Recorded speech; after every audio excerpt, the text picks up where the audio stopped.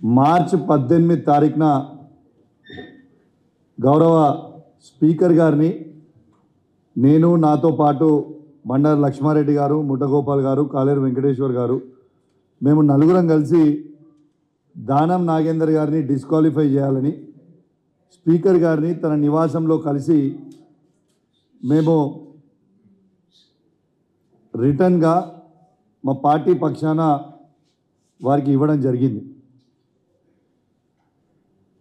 ఆ రోజు మార్చ్ 18 నుంచి అయితే ఇవాళ మార్చ్ 30 దాదాపు 12 రోజులైంది.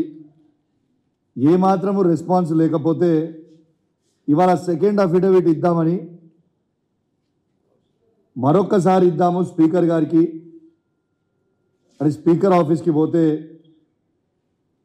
ఇవాళ అసెంబ్లీలో స్పీకర్ ఆఫీస్కి పోతే ఆడ ఎవ్వరు కూడా లేకపోవడం, ఆ ఆఫీస్లో కేవలం ఒక అటెండర్ మాత్రమే ఉంటే అక్కడి నుంచి సెక్రటరీ దగ్గరికి పోయినాం.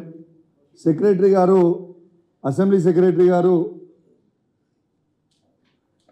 ప్రాబ్లీ తనకి ఏం ప్రెషర్లు ఉన్నాయో ఏమున్నాయో తను అవాయిడ్ చేయడానికి ప్రయత్నం చేసి అవాయిడ్ చేసే ప్రయత్నం చేసిండు.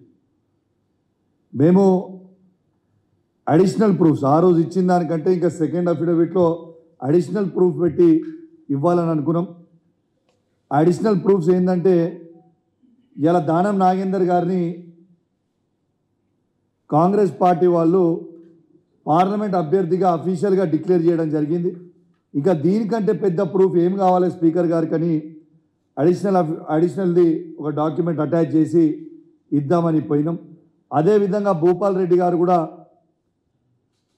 ఒకసారి పార్టీ ఇట్లనే అప్పుడు బీఆర్ఎస్ నుండి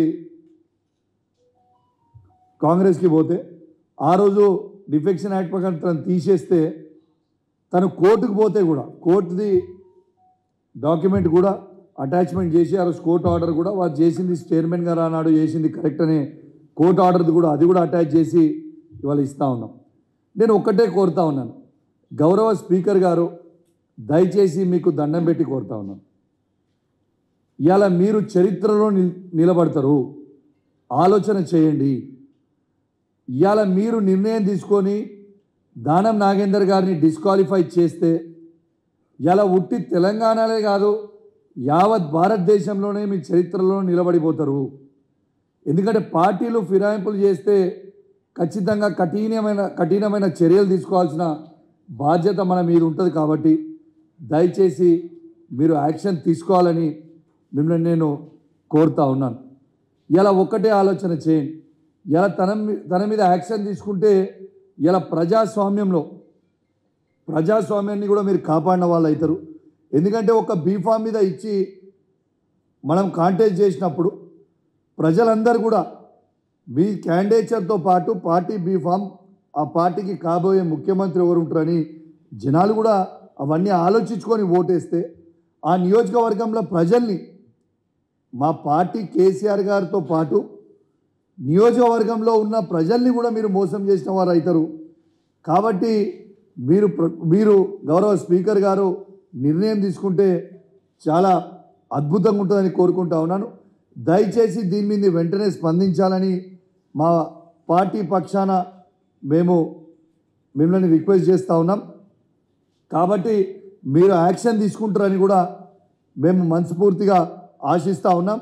అదేవిధంగా నేను గౌరవ స్పీకర్ గారు కూడా కోరేది ఏంటంటే, ఎట్లా ఇది మేము మళ్ళీ మీకు ఇస్తాము, దీంతోపాటు రిజిస్టర్డ్ పోస్ట్ చేస్తాము, మీకు ఈమెయిల్ కూడా పంపిస్తాము.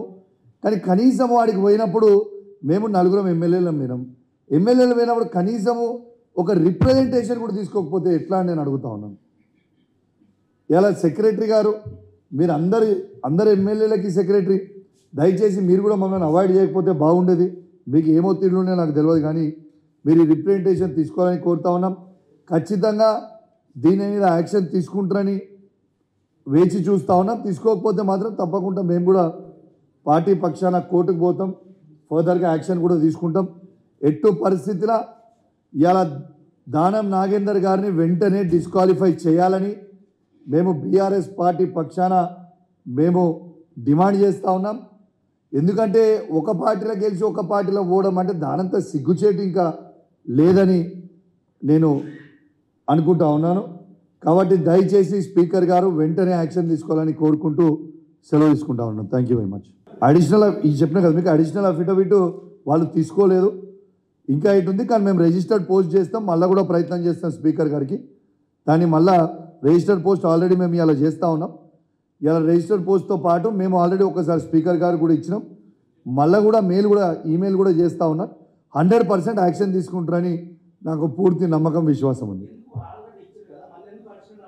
మళ్ళీ అడిషనల్ అఫిడవిట్ ఎందుకు ఇస్తున్నామంటే, ఆ రోజు ఇచ్చినప్పుడు దానం నాగేందర్ గారు ఎంపీ క్యాండిడేట్ కాలేదు. ఇలా కాంగ్రెస్ పార్టీకి అఫీషియల్గా ఎంపీ క్యాండిడేట్గా అయిపోయింది కాబట్టి ఇక దీనికంటే పెద్ద ఎవిడెన్స్ ఏం కావాలని కోరడానికి ఇలా అడిషనల్ అఫిడవిట్ ఇస్తా ఉన్నాం.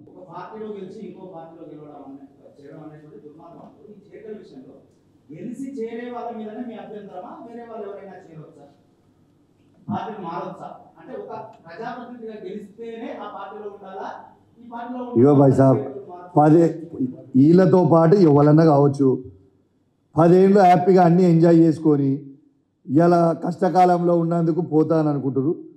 నువ్వు పోతే మాకు పడేది ఏం లేదు, కానీ రాబోయే కాలంలో ఖచ్చితంగా వీళ్ళందరికీ తీర్పు ఉంటుంది బ్రదర్. మళ్ళా చర్యకి ప్రతి చర్య గ్యారంటీ ఉంటుంది. మళ్ళా మేము అధికారం రాక తప్పదు, డెఫినెట్ మళ్ళీ KCR will bounce back. KCR గారు అధికారానికి వచ్చినప్పుడు తర్వాత వీళ్ళు వచ్చి కాలు పట్టుకుంటా అన్నా కూడా మేము పార్టీలకు రానియం, ఇది గ్యారంటీ.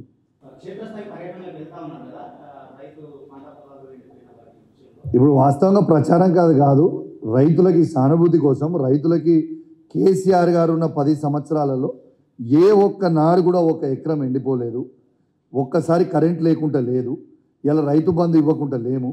వాళ్ళకి కేవలం సానుభూతిగా ఖచ్చితంగా మా మద్దతు ప్రకటిస్తూ ఉన్నాం. ఎందుకంటే ఇవాళ నిజంగా రైతుల పరిస్థితి దారుణం ఉన్నదండి, మామూలు పరిస్థితి లేదు.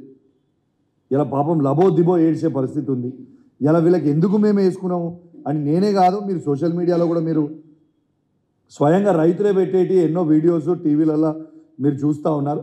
ఇవన్నీ కూడా చాలా చాలా బాధాకరం. వాళ్ళందరికీ కూడా మద్దతు కోసం గౌరవ తెలంగాణ తొలి ముఖ్యమంత్రి కేసీఆర్ గారు కూడా మొదలుపెట్టడం జరిగిందని చెప్పి సందర్భంగా తెలియజేస్తూ ఇంకొక పాయింట్ యాడ్ చేయదలుచుకున్నా. కేసీఆర్ గారు పక్షాన మేము ఇవాళ కంప్లైంట్ ఇవ్వడానికి పోతా ఉన్నాం. కంప్లైంట్ ఇచ్చిన దాన్ని స్పీకర్ గారికి ఇంకొక పెద్ద ఎవిడెన్స్ ఏంటంటే, నిన్ననే ఒక ప్రముఖ ఛానల్లో స్వయంగా దానం నాగేందర్ గారే నేను కాంగ్రెస్ పార్టీలో చేరినా అని చెప్పింది. ఇక దీనికంటే పెద్ద ఎవిడెన్స్ అవసరం లేదు. కాబట్టి స్పీకర్ గారు వెంటనే స్వయంగా దానం నాగేందర్ గారే నేను కాంగ్రెస్ పార్టీలో చేరినా అన్నారు, టికెట్ తనకి అఫీషియల్గా అనౌన్స్ చేసిన స్వయంగా తన నోటితోనే చెప్పింది. కాబట్టి తనని వెంటనే డిస్క్వాలిఫై చేసి ఈ ప్రజాస్వామ్యాన్ని కాపాడాలని స్పీకర్ గారిని మరొక్కసారి నేను రిక్వెస్ట్ చేస్తూ సెలవు తీసుకున్నాను. జై తెలంగాణ, జై కేసీఆర్. Thank you.